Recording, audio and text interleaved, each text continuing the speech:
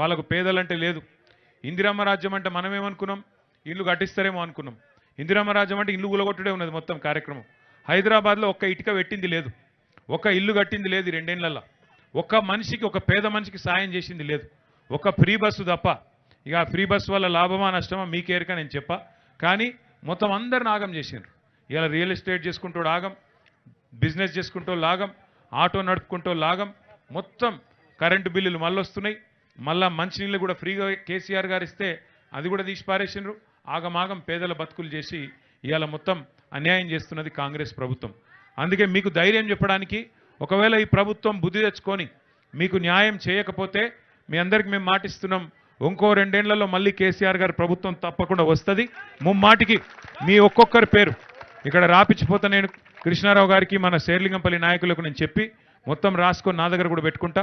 ప్రతి ఒక్కరికి బ్రహ్మాండమైన ఇల్లు ఇచ్చి మళ్ళీ మీకు గౌరవంగా ఇళ్లలో తీసుకుపోయే బాధ్యత కూడా మేము తీసుకుంటామని చెప్పి కూడా ఈ సందర్భంగా తెలియజేస్తా ఉన్నాం. ఇలా కేవలం దీపావళి మీ పిల్లలతోని కొద్దిసేపు, ఎందుకంటే కొన్ని పటాకులు వాళ్ళకి ఇచ్చి వాళ్ళతో పాటు కొద్దిసేపు ఉండి మీకు కూడా కొంత సాయం చేసి పోదామన్న ఆలోచనతోనే ఇక్కడ దాకా వచ్చినాం. మీ అందరూ కూడా దయచేసి ధైర్యంగా ఉండాలి.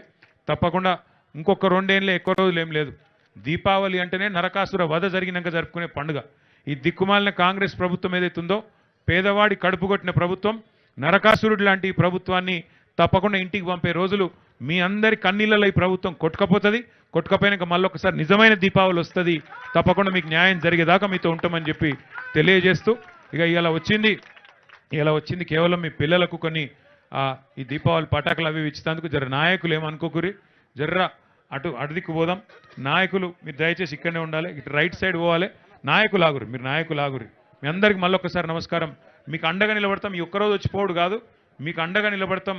మొత్తం మీ పేర్లు, ఫోన్ నెంబర్లు, మొత్తం వివరాలు మాట్లాడున్నాయి. మొత్తం మీకు న్యాయం చేసేదాకా, మీకు పూర్తి స్థాయిలో ప్రభుత్వం నుంచి న్యాయం జరిగించేదాకా కొట్లాడతాం.